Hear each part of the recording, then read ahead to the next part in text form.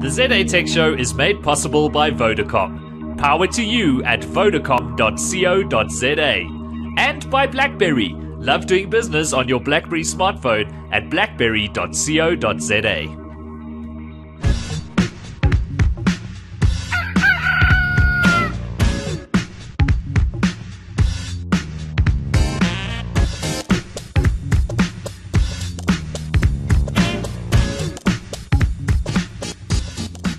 Welcome to the ZA Tech Show, the second of our holiday specials for 2011. This is episode number 191 of the ZA Tech Show.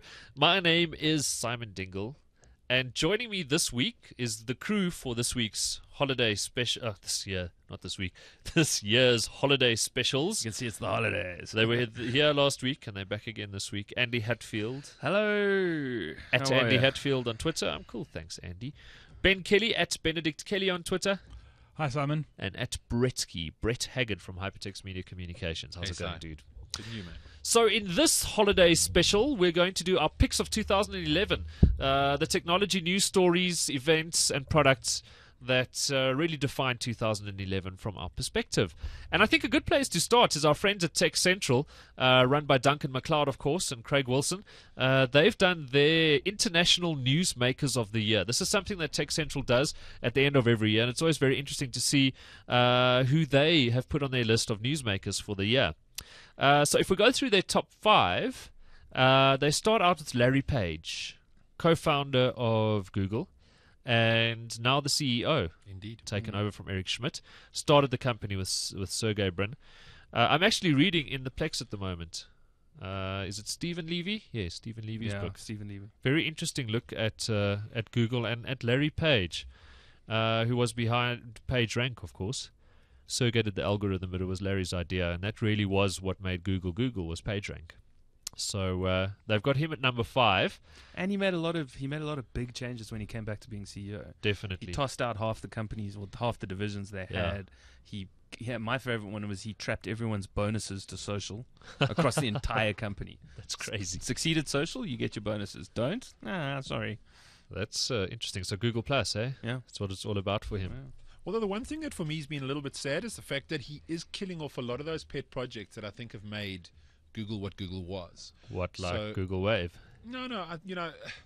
Seems to me, at least from a lot of what I've been reading recently, is that whole startup mentality. Every single employee needs to have a pet project. Yeah, that isn't being driven nearly as hard as what it used to. Yes, and that I think is a little bit sad.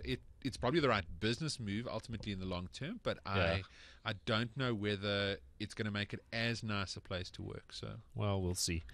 Anyway, Larry Page is their number 5 on TechCentral's Newsmakers of the Year for 2011. At number 4, they've got a joint entry for Mike Lazaridis and Jim Balsillie, the co-CEOs of BlackBerry Maker Research in Motion. I think this is a ranking that they'd rather not have. Yes. For all the wrong reasons. They certainly were newsmakers this year, but it's for, unfortunately, taking several horrible decisions. Yes. The share price has tanked. At time of writing, says the TechCentral team, their share was down almost 75% year on year and trading at its lowest level since early 2004. Ouch. We also saw that write-off recently for the BlackBerry Playbook, which they have lots of stock of that they can't even give away, apparently. Yeah. Apparently, that's the reason they have such a big write-off, is because it's been like a marketing exercise. They've had to give it away. It's been so not good times at BlackBerry. But I hope they fix things in 2012. They've been big supporters of the ZA Tech Show. We've had them on board as a sponsor for some of this year, and I'd like to see BlackBerry make a comeback in 2012. Maybe some of those QNX devices or BBX will be it. BB10. It's no longer BBX. They're not allowed to use BBX because of the trademark infringement, but whatever. All right, number 3 on TechCentral's Newsmakers of the Year is Jeff Bezos. Of course, the Kindle Fire recently launched. He's the CEO of Amazon.com. This guy's power, hey. He's got to be one of Jeez. the most gigantic brains on the planet. Yeah. He's very smart. And he he has keeps on massive- making good calls as well. And he has Yeah. massive cojones. Yeah. Because seriously, he sweat that company for how long? I mean, I think he's got a saying that you're not cut out for startup unless you can like burn money for like the first 5 Well, or that's 10 easy for him years, to you know? say with a net worth of almost $20 billion. That's just him. Yeah, the other interesting thing that TechCentral said is that Amazon is now worth just less than half of Walmart. Jeez, that's I mean, impressive. that's a hell of a stat. Yeah. Well, the one thing which was interesting, Jason Calacanis wrote an article about Amazon's white label products, Yes. which is like their hidden secret.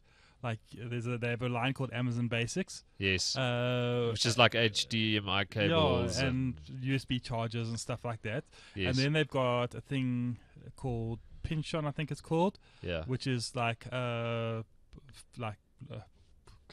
towels and sheets and things like that.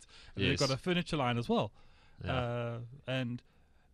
But nobody knows about them. And Sure. and if you look at the site, you find the products, you won't know that these actually companies or brands that belong to Amazon. And it's slowly but surely Amazon is creeping in there with their white label products into their own suppliers' marketplaces. And I think the time is going to come where people are going to go, well, I'll rather buy this than buy that. Yes. Yeah. And the suppliers are going to turn around and going, hold on a second, we got screwed. But that is just like how smart this man is. I mean, he really Definitely. is. He plays the long game. He doesn't. I mean, they haven't made too many bad decisions. yes. And yeah, I mean, Very cool. very. I mean, All right, number 2 on techcentral.co.za is International Newsmakers of the Year. Their top 5 is Stephen Elop, the CEO of Nokia that came over from Microsoft. Very controversial, some of the decisions that he made. But he is number 2 on the list, and I think he deserves to be there. He certainly has been one of the big newsmakers in the technology industry this year. Of course, under his watch, Nokia has pretty much reinvented itself, adopted Windows Phone, and we've even seen his first products, which is astounding for somebody who took over in February? Yeah. January, February? I End of think- last year, actually. I think the most remarkable thing is Anyway, he managed to turn was quick. that story around in the press. Nokia was getting a lot of very, very bad press when they were getting press. And Yes. now they're getting a lot of press, and it seems to be massively positive. Yeah. People are even listening to a lot of what Nokia has to say in the media space, a lot of what it has to say about Symbian. There's been some really good devices that have come out of that legacy part of its business. Yes, And yeah, really, hats off. He's done a fantastic job. I think so. The company also feels like it's going somewhere again. The people are like excited and rejuvenated. So yeah, Definitely. fantastic. There's nothing quite like working for a company that's about to tank. Sure. They prize innovation above all else. Yeah. One of two things is going to happen. That's great. No, All kudos right. to him. So, number no one. surprises. Yeah. Tech Central's number 1 newsmaker of the year. And that has to be, you Me. guessed it, With your 2 blog posts, please. yeah. As they say on Tech Central, the late, the great Steve Jobs. Yeah. Yeah. Definitely in the world of technology, the newsmaker of 2011. CEO of Apple, unfortunately passed away this year. One of the best-selling books I think it's going to be of all time is Walter Yes. Isaacson, Steve Jobs. In fact, that's one of my picks of 2011. So we can get straight into those. But definitely deserves to be number 1 on the list of newsmakers for the year. So check out techcentral.co.za. Their International Newsmakers of the Year is up there.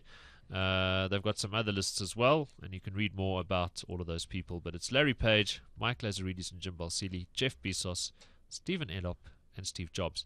And to continue what I said, Walter Isaacson's Steve Jobs book, I think, is the best book I read in 2011. Massively insightful, not only into Apple, but into the whole world of technology in the early days of personal computing, into Steve Jobs as a person, but also into Wozniak. There were insights into Bill Gates. There were insights into Larry Ellison. Just the most amazing overview of the personal computing markets, its history, where it is today, what Steve thought about the world. And a massively instructive business book as well, how he made decisions, how he implemented strategies, how he approached design, how his philosophy differed from Bill Gates's. It's an amazing book from every perspective. Don't you find that, so I almost got the sense in the book that it's never going to be that way again.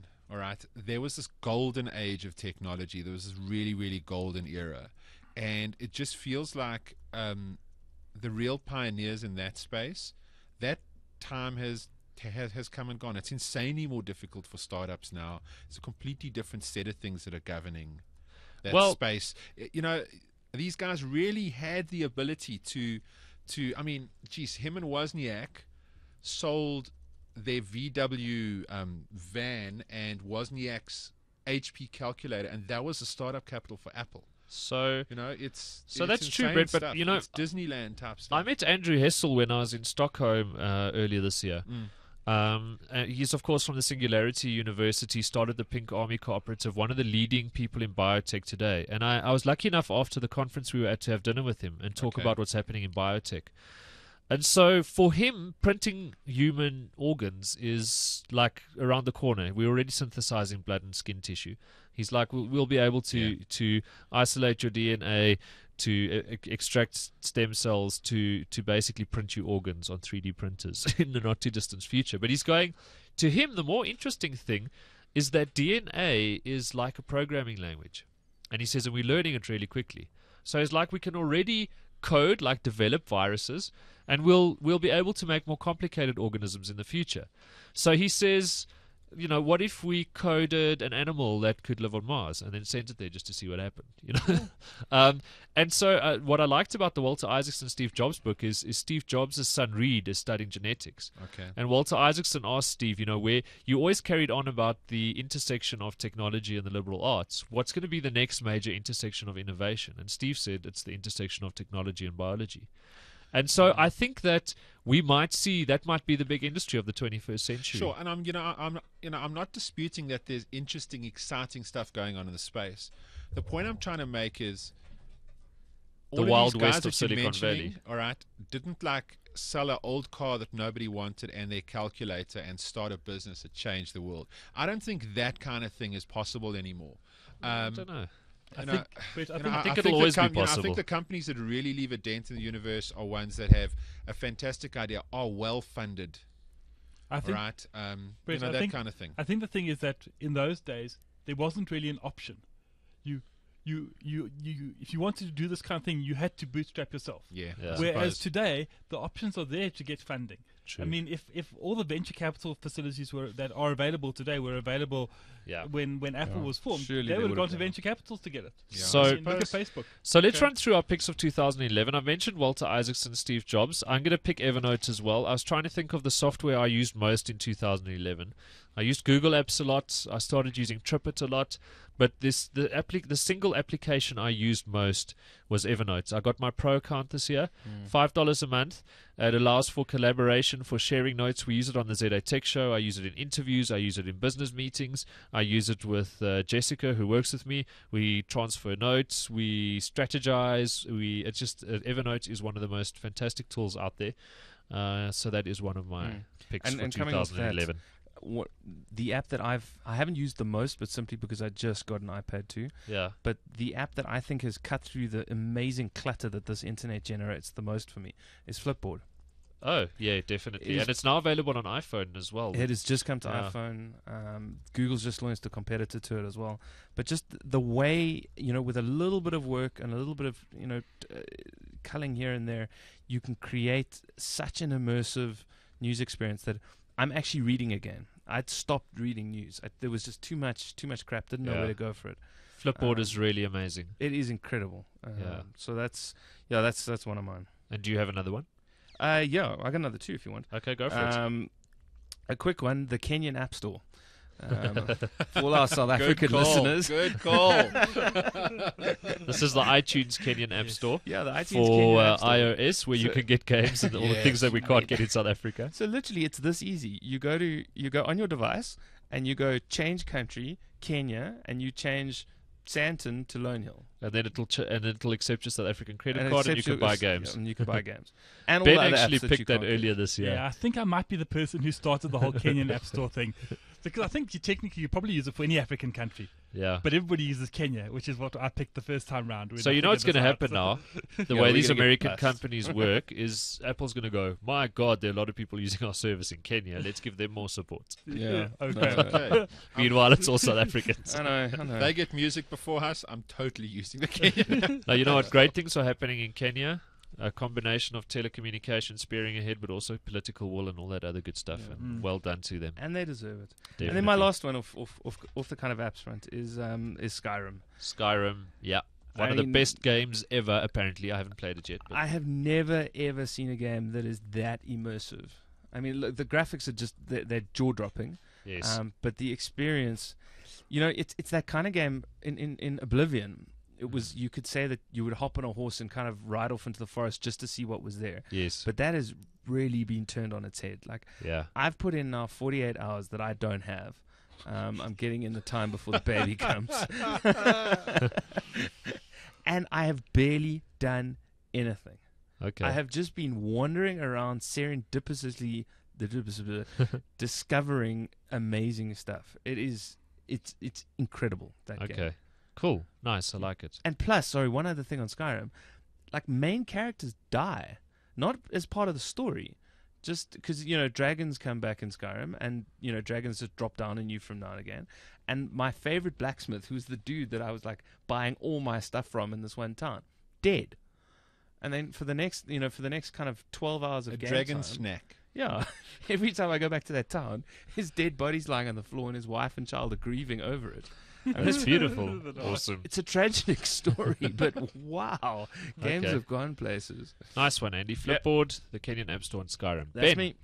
I have 2 picks. Okay. The first one is a quick one. I was thinking about I'm a big fan of iPad gaming, Yes. and probably the game this year that I've played the most is Jetpack Joyride.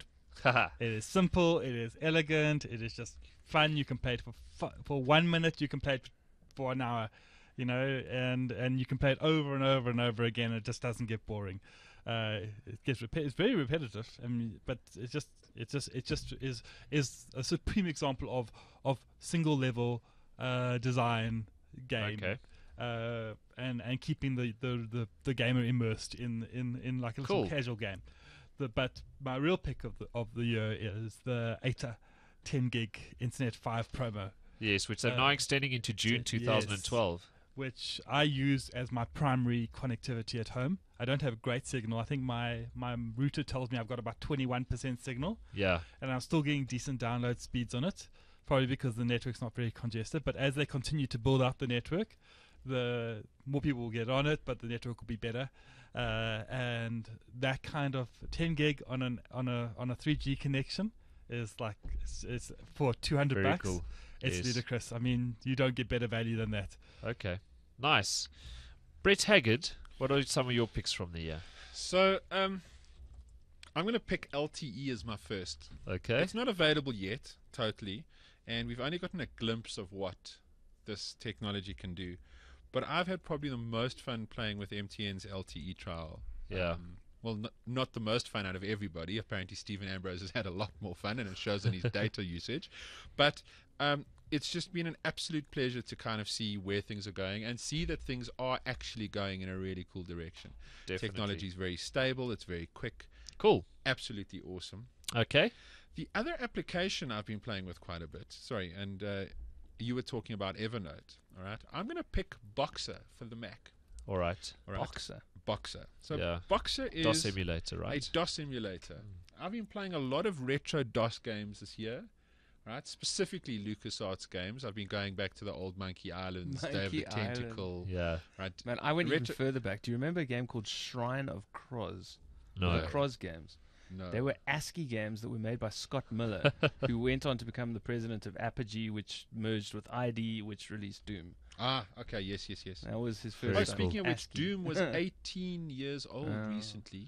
Wow, can Man. you Quite believe it? interesting. Don't I Thanks feel for old making now? me feel old. So nonetheless, nonetheless, Boxer. If it's a DOS game, it's going to work absolutely perfectly through Boxer on the Mac. Yes. Works really, really well. Great interface, fantastic. Almost like a bookshelf type interface. Downloads box art and stuff. Really, really cool. Yeah. And then my third pick is going to be OpenELEC, something I spoke about a little bit earlier this year, and it has literally displaced every other piece of media software in my home. So OpenELEC is a purpose-built Linux kernel, heavily optimized for either NVIDIA or AMD chipsets. It runs XBMC, but it It's absolutely fantastic. You install it on a flash stick. It boots in about 15 seconds. Fantastic front end for all your media. It does all the cool stuff that XBMC does. Sounds great. It grabs album art and synopses and stuff like that. I'm using Plex for really all that easy stuff to and play really with. liking that as well. Yeah, Plex is fantastic. In fact, I'll put Plex on my list as well. Why not? But yeah, if you're looking for something that is free and really, really good and easy to use, take a look at OpenELEC. I think it's Open Entertainment Linux Entertainment PC, or like Embedded Linux Open Entertainment embedded Computer Center. There we go. So I got it completely wrong. OpenELEC, really, really cool. No, That's the guys who my gave it its favorite name got it wrong, actually. It's like not so easy to remember. All right, nice picks, guys. I'm going to mention Plex as well as another one of my picks. We're going to quickly fire off a few sort of last-minute ones. So I'm going to give Plex an honorable mention. The Nintendo 3DS, which was launched this year, hasn't been selling very well, but is one of my favorite consoles. I really am loving it. And I think we need to mention Android as well. This was really the year of Android taking over in the mobile space and showing its beef on smartphones. Hasn't really, I mean, there are tons of Android tablets out. I think in 2012 we'll see it becoming more prolific in that market, but definitely 2012 is the year of Android in terms of mobile. I want to dump in a last-minute shameless plug for Mr. Andy Hadfield and I. Totally. God. We are to totally South picks of the by year. Southwest Good for you. 2012 And that's it for this week's show. As speakers, as speakers. So with we, the topic, we you managed don't to need bandwidth to be awesome. we made the cut. We will be in Austin in March. And It's been a long embarrass road yourselves so far. and make sure no South Africans ever speak there again. Oh, come Thanks, on. Are guys. you kidding me? Are you kidding me? It's No, I'm gonna sure you rock. guys will do a great job, and well done on getting selected to speak at South by Southwest. That's awesome, guys. We are uber stoked. Jeez, I can imagine. So you're going to be on the stage together? Yeah. Well, it's not really a stage. We've been asked to do a core conversation. And it's not really South by Southwest, but it's near the gate, and we'll stand on the grass in the park. And You are such a bastard. You're just jealous. That's I all am you very are. I am End the show, Simon. guilty. End the I'm show. very, very jealous. Well done, guys. Proud of you. Go and make us proud. Carry the ZA Tech Show flag. All right, guys. Thanks for being here this week. Brett Haggard at Bretsky on Twitter. Benedict Kelly at Benedict Kelly on Twitter. And Andy Hadfield at Andy Hadfield on Twitter. Bye. And I'm at Simon Dingle. This was episode 191 of the ZA Tech Show, one of our holiday specials for 2011. We hope you enjoyed it and that you've had a fantastic year. This will be our final show for 2011. It's been quite a ride. We switched studios this year. We had a bunch of people enter the family. Kyle and all the guys from Vodacom Radio have been helping us out with the show this year, doing a great job. We're very grateful to them. All sorts of new sponsors, BlackBerry, Vodacom. It's been a fantastic year for the ZA Tech Show. Thanks for sharing it with us, and we hope that the rest of your holidays are rocking and that you have a fantastic new year. So from myself, Simon Dingle, Brett Haggard, Samantha Beck-Bessinger, Andy Hatfield, Arthur Goldstuck, Stafford Macy, Benedict Wilson. Kelly, Craig Wilson, Duncan Toby McLeod, Shapshak. Toby Aki Shapshak, Anastasia. Samantha Perry, Nick Caligari. Nick Caligari. Who am I leaving out? I'm going to get in trouble for Nick, the you people I'm mentioned leaving Aki out. Anastasia. Yes, did I mention Toby? No, you did. And everyone else. And everyone else. Oh. Ambio. Mr. Stephen Ambrose. Yes, of course. Oh, man. It's always bad listing people because you will leave somebody out and you'll I'm get sure into trouble. he did, actually. But from the whole family at the ZA Tech Show, we hope your new year rocks. Check out zatech.co.za, and of course the ZA Tech Show is made possible by Vodacom. Power to you at vodacom.co.za. Cheers.